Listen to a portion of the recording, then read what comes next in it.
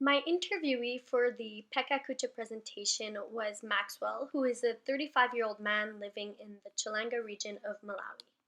When Maxwell is walking around his village, there's not a lot of writing around him. He can see the names written on tuck shops, the schools, the churches.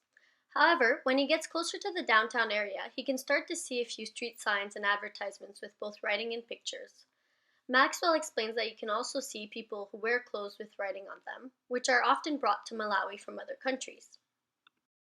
Maxwell explains that many people use their phones to communicate in Malawi.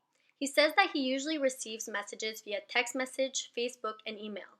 When I asked him if he used emojis, he said that he loves to use emojis because they're fun and sometimes faster to use than writing. Many of the literacies so far have been multimodal, that is, they combine signs, symbols, and pictures together with text.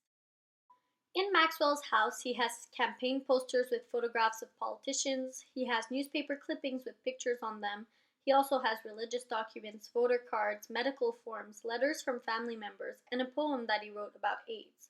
Although Maxwell does not write poems often, he decided to write this one after losing his sister and two brothers to AIDS. Christianity plays a large role in Maxwell's daily literacy practices. He explained that he reads at least 3 pages from the Bible every day at home, and that he has read the Bible more times than any other book.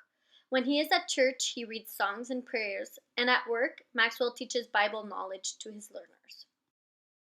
At work, he reads stories to the learners because he usually only has one copy of the book. He explained to me that he usually summarizes the story as he reads it to make sure that all the learners understand. At home, Maxwell usually tells stories to his children orally, since he doesn't have books there. When he writes at home, it is usually a letter to a friend or family member or notes for himself, so it's more informal. At work, he tries to write well in order to be an example for his learners. He usually uses paper to write keywords that they are studying on the walls.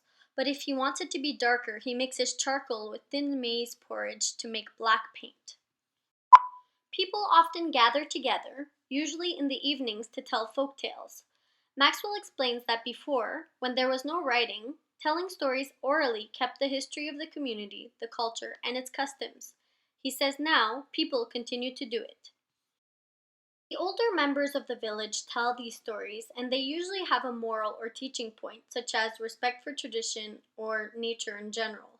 When I asked him if children were encouraged to ask questions about the stories, he said no, they usually sit and listen as a sign of respect. According to Maxwell, traditional Malawian dances are also a form of storytelling, as they are more than just movements. They are history reenacted, a source of communication.